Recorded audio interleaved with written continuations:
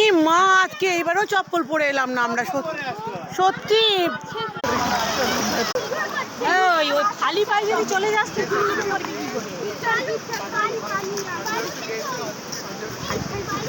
খালি পায়ে চল, এবার খালি পায়ে যেতে হবে। মা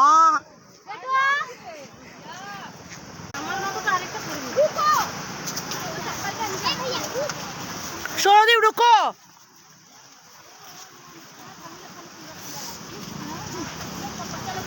कितना पहाड़ पार करके जा रहे हैं हम।